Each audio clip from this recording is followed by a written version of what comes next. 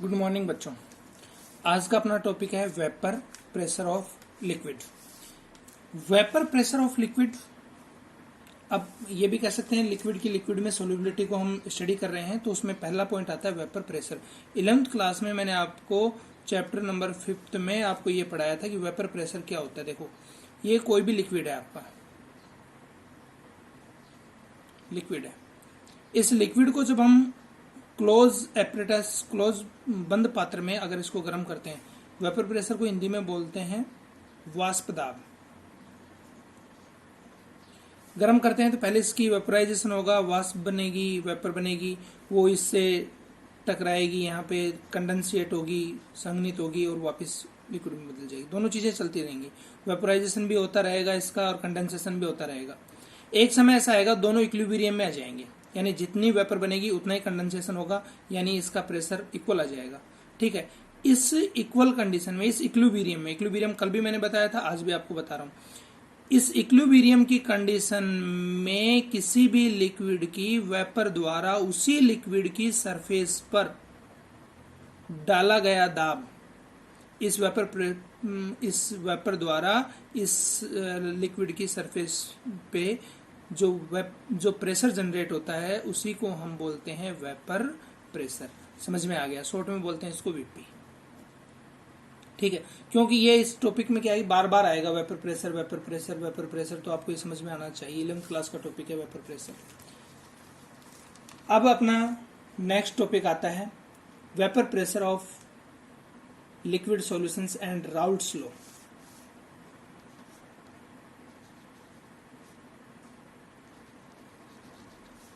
Raoult's law ये most important है। देखो बच्चों, गैस की लिक्विड में सोल्यूबिलिटी के लिए हेनरी लॉ वर्क करता है, सेम है दोनों लॉ। ठीक है, और लिक्विड की लिक्विड में सोल्यूबिलिटी या सॉलिड की लिक्विड में सोल्यूबिलिटी के लिए कौन सा लॉ काम करता है? Raoult's law. कौन सा लॉ काम करता है? Raoult's law. देखिए, आपके पास में दो वोलेटाइल का मतलब वाष्पशील, जिनकी इजीली वेपर बन जाती है, वाष्पशील वोलेटाइल। दो कंपोनेंट है, ए है और दूसरा बी है।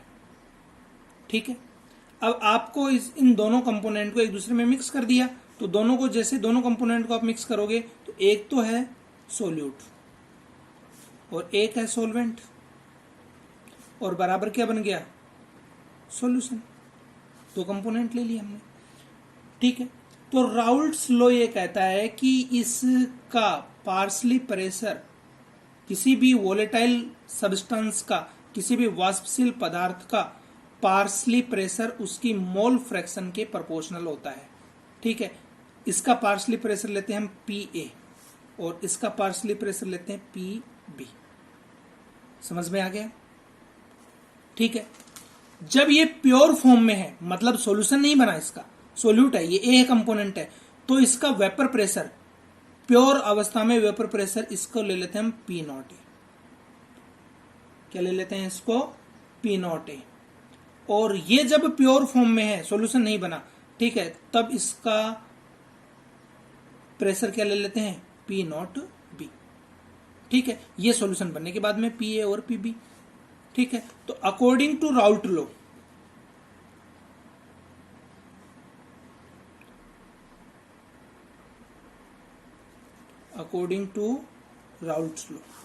राउल्ट लॉ ये कहता है कि ए का partially pressure Pa is directly proportional to XA. XA is a mole fraction of A and XB is a mole fraction of B. Pa is directly proportional to XA। देखो बच्चों, याद हो तो आपको हेनरी का law भी ठीक ऐसा ही था। ठीक है, वहां पे भी P is directly proportional to X, लेकिन ये याद रखना वो किसके लिए एप्लीकेबल है? गैस की लिक्विड में सोल्यूबिलिटी के लिए, और ये किसके लिए? लिक्विड की लिक्विड में सोल्यूबिलिटी के लिए है। ठीक है, अब प्रोपोर्शनल हटाएंगे तो एक कांस्टेंट काम मिलेंगे, तो क्या ले लेंगे? Pa is equal to P0A XA। P0A XA। ठीक है, ये तो ए कंपोनेंट के लिए हो गया। ठीक है, इसी प्रकार से बी कंपोनेंट के लिए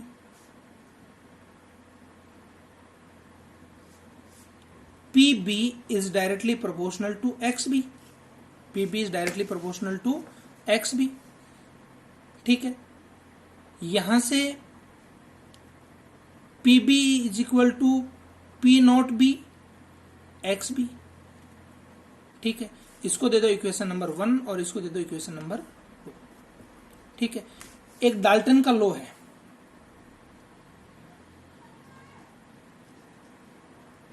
डाल्टन लॉ, यानी कुल प्रेशर, आपने 11th क्लास में पढ़ा है ना डाल्टन लॉ। कुल pressure P total is equal to P A plus P B dot dot dot dot. ठीक है, ये बात समझ में आ गई, ये इसमें एप्लीकेबल कर दो। ठीक है, तो पी टी बराबर क्या हो जाएगा, पी ए क्या है, P not A x A plus P not B और एक्स बी। इतना आपको समझ में आ गया, इतना समझ में आ गया आपको। अब आगे देखिए, हम जानते हैं कि वी नो दैट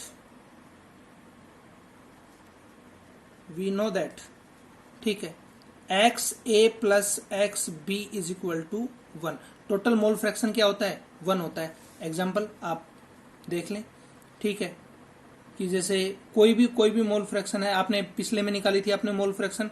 ठीक है, तो उन मोल फ्रैक्शन को आप टोटल करो, सभी मोल फ्रैक्शन को टोटल करो, तो आप टोटल करने के बाद पाएंगे जी कितने भी मोल फ्रैक्शन हो सबका टोटल कितना आता है, 1 आता है। ठीक है, तो यहां से एक्स ए बराबर क्या हो जाएगा, 1 माइनस एक्स बी, और एक्स बी बराबर क्या हो जाएगा, 1 माइनस एक्स ए। ठीक है, इसको इक्वेशन नंबर 3 दे दो, इसको क्या दे दो, इक्वेशन नंबर 3। इसको दे दो ए और इसको दे दो इक्वेशन बी। इक्वेशन ए की वैल्यू इक्वेशन 3 में रखने पर, put the value of A in equation 3। ठीक है, क्या हो जाएगा, पी टी एक्स ए बराबर रख रहे हो ना आप, तो क्या हो जाएगा, पी नॉट ए। अब देखो एक्स ए बराबर क्या रखोगे, 1 minus x B plus P not B x B, अंदर मल्टीपल कर दो, P not A minus P not A x A sorry x B plus P not B और एक्स बी। ठीक है, यानी एक मोल फ्रैक्शन भी आपको पता है, चाहे वो ए की पता हो, चाहे ए कंपोनेंट की पता हो, चाहे बी कंपोनेंट की पता हो, तो टोटल आप उसका प्रेशर निकाल सकते हैं, कैलकुलेट कर सकते हैं। यही राउट का नियम है। और दूसरा क्या हो जाएगा, पी टी बराबर पी नॉट ए